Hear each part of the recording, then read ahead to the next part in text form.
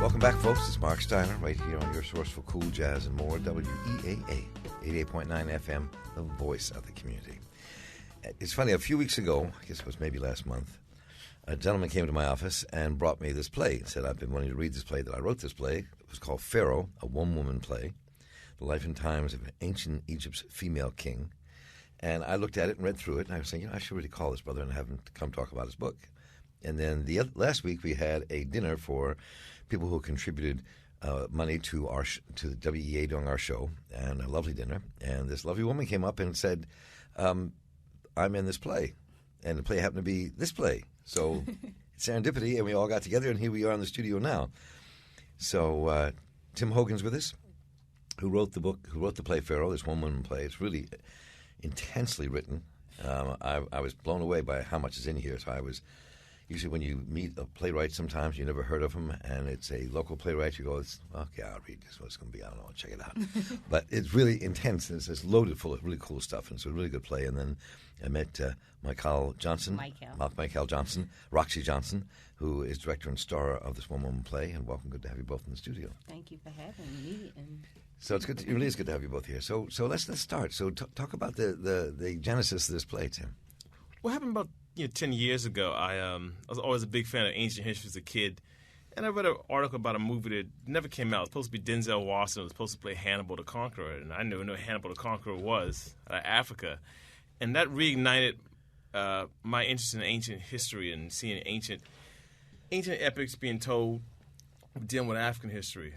So I started looking for a historical figure out of the great conquerors out of African civilization, and I stumbled upon several pharaohs, and I found out, Ramesses the second is pretty popular. Right. He's usually mentioned in biblical Exodus, but I stumbled upon Thutmose the third. He was apparently Egypt's greatest warrior pharaoh. And so once I got the information on him, I started, researching his life. But a woman kept popping up everywhere. The first 20 years of his life, there was almost nothing about the guy. I couldn't even construct a biography on him. And I discovered her face and her ancient kind of campaign posters.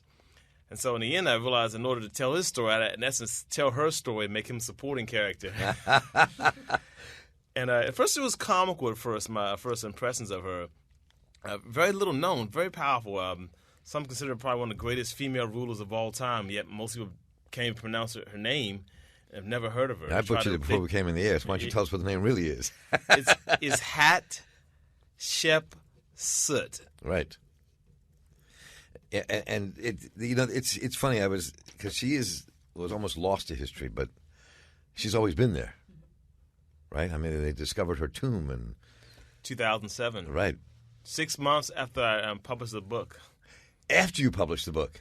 Right. I was blown away. The coincidence was amazing. So did that change what you wrote? Did you go back and do something different? I didn't know how she died in real life. I didn't know if she was murdered or not. I went for the disease. I picked cancer, and it come to find out that her mummy, that she actually had cancer, and she had cancer and diabetes, but they think a toothache is good.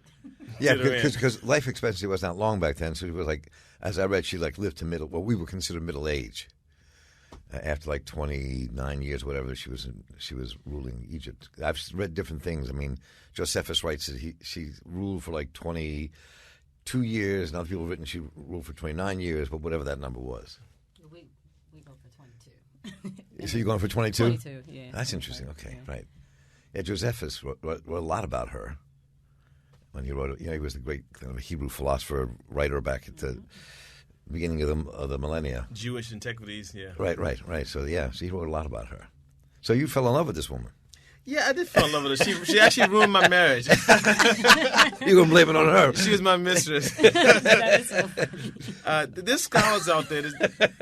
There's scholars that have dedicated their life to this woman. I can see how you have Lincoln biographers, you have Hatshepsut biographers, and there's a book on is really popular, especially the finding of her mummy. And they find things about her every day. Like since 9 years ago, they discovered her false door, and about 3 months ago, they discovered a temple of hers, a way station on Elephantine Island that they didn't even know existed. So they're still uncovering pieces of her life, and it's one of the oldest portraits of her as a woman. Apparently, the first part of the reign, she actually didn't even hide the fact she was a woman for a while. Right. So how did you get into all this? Do you know each other, and that's... So it's an interesting story. It's an interesting story about how we actually met at Arena Players, because I've done a few plays there. And Tim, I don't really know what your connection is there. When I met you, my dad introduced us because his dad and my dad were really good friends, and I didn't know his dad at all. But that's how we met. And then he saw me. The last play I was in was Witness for the Prosecution. Oh, yeah. Where I got a chance to play a couple characters, and Tim saw me for the first time on stage and approached me about doing this play. And so I read it, and I loved it because, like you said, the writing is phenomenal. He really did a good job. It's so detailed, and it's funny that you say that you fell in love with her, because I fell in love with her too. I hear you. Over time, I'm totally in love with this character. I hope it doesn't ruin my marriage, but I could see how it could. But that's how I got into it. So Tim asked me to do it, and I agreed. Like I like to say, I say yes out loud, but on the inside, I was really not sure I was committed because it was so much and such a big feat. I wasn't really sure that I could do it, but Tim is excited, and his excitement excited me. And made me feel like I should just go ahead and do it. So I'm just curious, just a little background. So where did you study theater and acting? Oh, actually, I have not studied theater. You just do it. It's just in you. It's just in me. Wow. I have not. Let's go back. I have studied theater and acting through doing it. And most of the things that I do have been at Arena Players. But I started off doing improv through Baltimore Improv Group. Oh, yeah, sure, yeah. And then I wrote... along with Walter J. Slow, a sketch comedy play called You Will Know. It was my first piece writing and producing it. Started a company called A Million Me's, and we produced it and put it up at Center Stage for one night. And that was my first time that I did anything. Wow. And so when you shoot for the stars, and the first thing you do is on Center Stage's, Pearl Stone, if you sell 300 tickets, it's the only place to That's go beautiful. is That's really beautiful. up. So I'm always down for the challenge. Oh, sorry. Okay. Cool. So yeah, I'm always up for a good challenge, and this definitely has been a challenge, but one that I love. So a couple of things. I'm just something about the history of it I want to get into, but also the play itself. I mean, this is a one-woman play. Essentially. So there are two other actors. So Moses III that Tim talked about at first, he actually comes in towards the end of the play. And then there's also another character which is called a Yushabeti, which was like a servant that they bury with the royals. And they both have small roles in the play. But I was actually thinking about how he calls it a one-woman play, but then there are other people in it.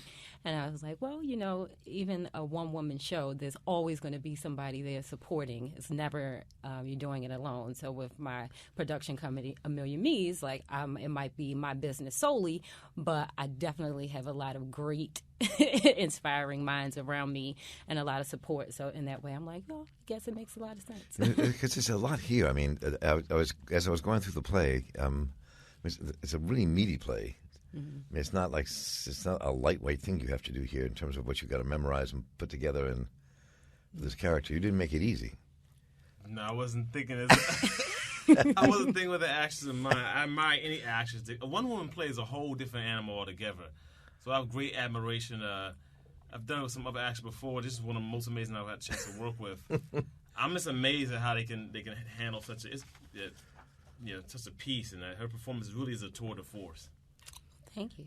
It's amazing. It's only one night? It is only one night, and it's billed as an encore performance because it was actually performed on the 17th and 18th of this month. We did it at St. Mark's Lutheran Church. Oh, yes. So right. I, again, love the play so much. I'm like, this can't be it. I have to do it right away. So I'm like, Tim, we're doing it again. I'm booking the spot. It's on the 7th. Let's do it. And it's going to be so great, and even better than it was this past weekend. I mean, a couple weeks ago. I mean, it is. It really is. Because, right. Because It's the an space is arena different. tonight, right? On the No, 7th. it's going to be at Motorhouse. Motorhouse. Yeah, and because, That's an interesting theater space. Yes, it is. Actually, we were there yesterday doing our tech, so first time I've actually been in there for a performance. But the lights are beautiful. We've got all these sound cues, and it's just going to be, a bump up. And every time that you do it, everything you do should just be a little better. So it'll be great. Wow. That's very cool. So let's go back to the beginning here, though. I mean, because I think she's, I think you both talk from your perspectives, both as the writer and as the actor, about Hatshepsut, who she was, Hatshepsut, who she was, and what she means to both of you, why she's so important, why you had to write a play about her, and what she did for you as an actor. At the time, I started to write a tribute to my mother, and because I was too subjectively attached to Michal, I couldn't finish it. So I guess in a subjective way, it's a tribute to her and other strong, very intelligent, independent women. Women in the world, women in the workforce. It has so much modern relevance. She was a single mother at one point. She was a queen. She was a king. She was a politician. She was also a theologian and a religious leader. Because she really was almost writing her own gospel. And she was very, very successful at it, and her success kind of cost her. So it's really about societal's attitudes towards great women in positions of power. We have Hillary Clinton running for office, which is just historic. Melissa Myers, your CEO of Yahoo. So now women are really moving up in a position that would traditionally been held by men. And so this is a woman that did the same thing 3,000 years ago. The history sort to erase. So it's a celebration of women in power, empowered women. And also it's a critique of some male-dominated societal attitudes towards that power. Mm-hmm. Yeah, that's really exactly what it is that appeals to me. One of my favorite lines from the play is "Ambition is divine," and I am, I'm an ambitious woman, and sometimes, you can be unsure about yourself and whether or not you're doing the right thing, or if you should be doing other things based on how other people see you on that path that they see you going down. And this was really like a validation for me and my choices. Like, I can do exactly what it is that I want. I can be successful. I can strive for that, and it's nothing wrong with it. And so, like I said, in a way, I just feel validated. And Hatshepsut, her story, her journey, it really validates me. Yeah, I mean, it's an amazing story. When people think about what this woman did, I mean, she built some of the greatest buildings that Egypt ever had. Interesting. Right. And they try to destroy them. Most of them have been destroyed. And she, I mean, and people don't realize that the other part is that she reopened these trade routes that were killed in the Hittite wars. They destroyed them in Egypt, and so she reopened these trade routes to Punt. Right, to Punt, which is now like Somalia, Eritrea, up in there. Yeah, so she was as different. She wanted to be very different. Her goal was not to fight. She one of the other lines from the play is, "I came not to destroy, but to liberate." She's not a destroyer. She's a builder, and you see that, and I reflect that in the story. And she really talks about how war is so detrimental, and how if women ruled, things would be much different. And how could it not be, just because of our innate ability to love and just love people up, and we want to just nurture. And so, but on the same hand, she was very strong and very determined.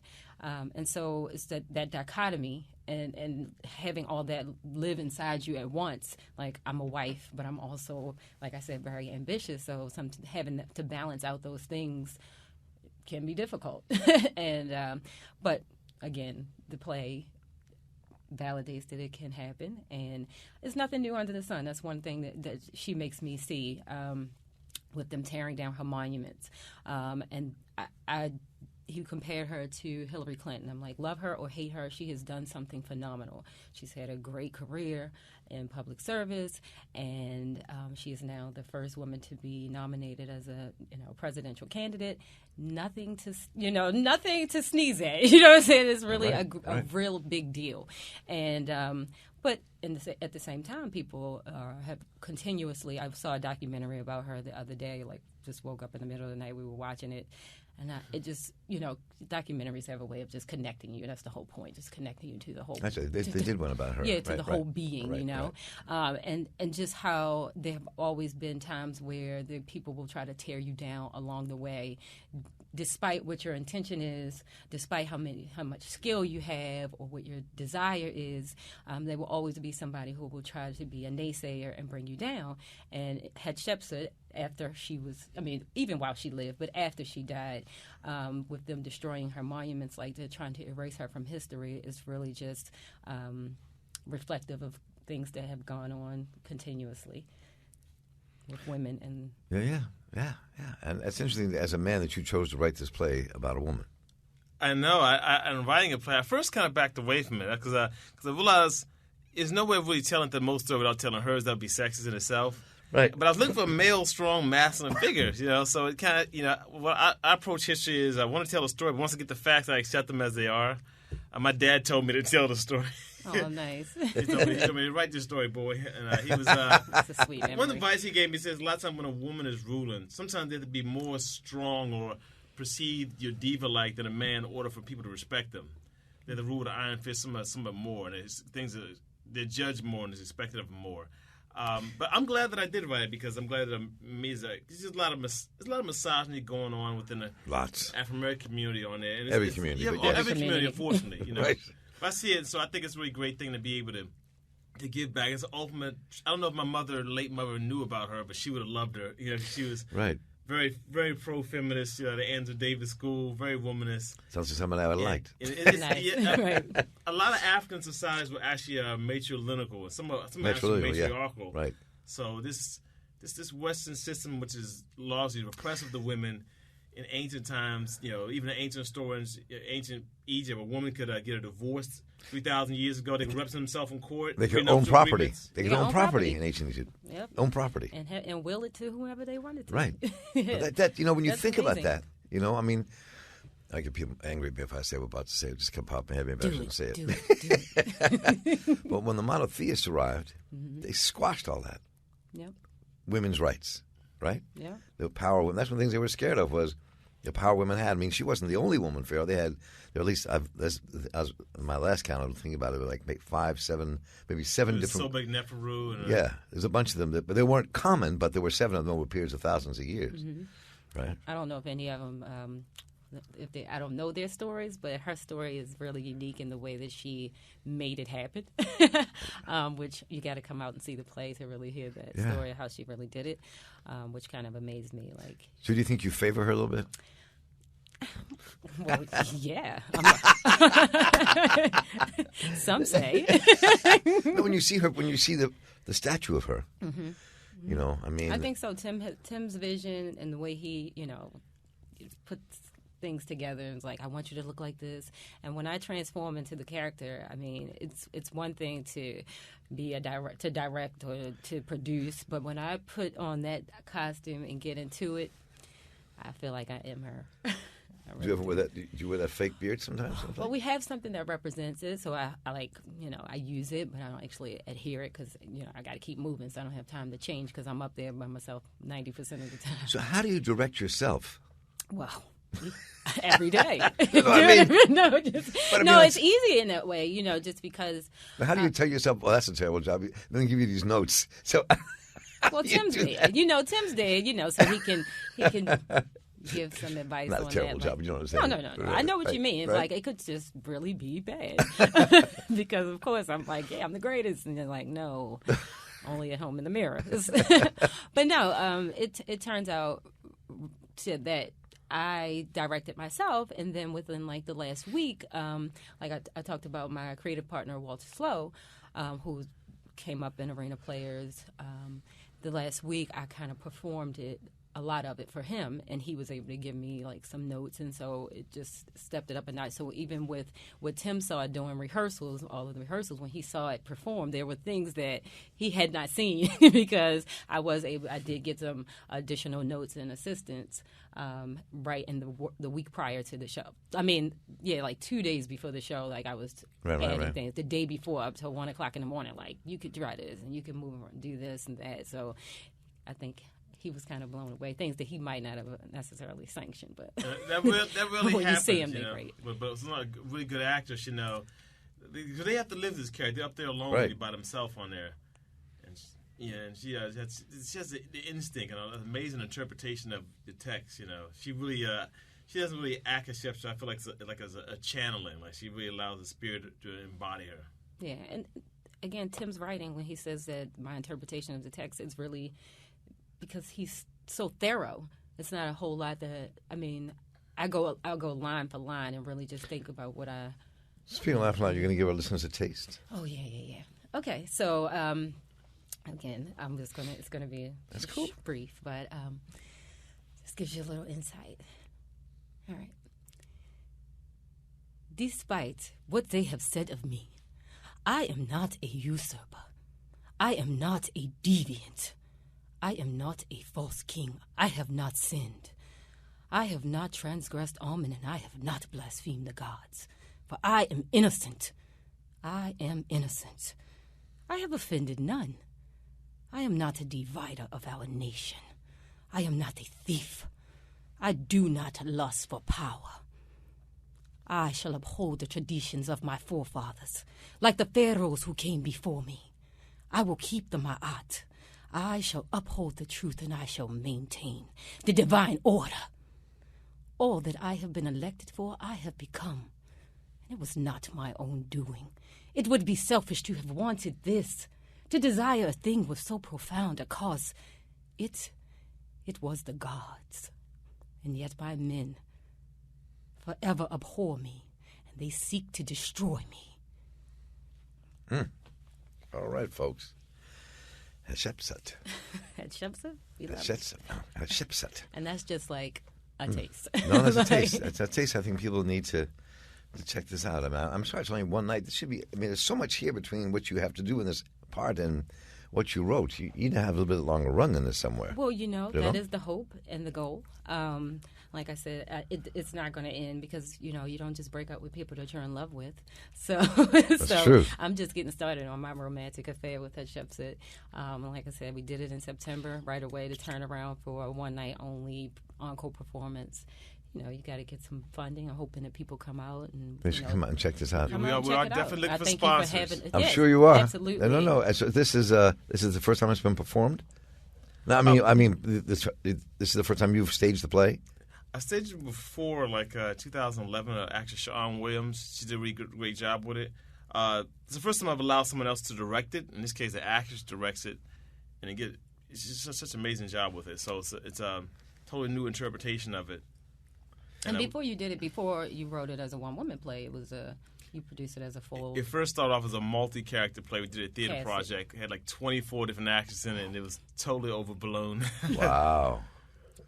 Right. Wow. So it's come down from 24 to... Her playing 24. Right, because really, literally in the first act, I counted them. My husband said, how many characters do you play? I'm like, I don't know. I never counted The way before I have to go, did I read wrong? Didn't you have, aren't there screens in this thing, too? Are you putting stuff up on screens as the play goes on? There's a lot of sound cues on it. Sound cues. Yeah, it was written that way, but we're eventually, when we do it again, we'll... That's just great. Reincorporate that. Well, folks, I can just feel this is a good play. I read the play. I like the play, and I can just feel from Roxie Johnson the job that she does with this play. So I just think that this is really worth seeing. So tonight you can see Pharaoh, the life and times of ancient Egypt's female king, tonight at the Motor House, 120 West North Avenue. What time? 8 p.m. Sharp. Leave time for parking and tickets. All right, good. You can go to thefemaleking.com. It's very easy to remember, thefemaleking.com. You can get tickets in advance or at the door. Tim Hogan, playwright. Roxie Johnson, director and star of Pharaoh. Good to have you both in the Thank studio. Thank you so much Thank for y'all. having us. Appreciate Check this out. And as we go to break, I want to remind you, the Marc Steiner Show is brought to you in part by the Maryland State Education Association. From school funding to testing, you can learn more about the important issues affecting Maryland students, parents, and schools by visiting the Maryland State Education Association's website at marylandeducators.org. That's marylandeducators.org. Or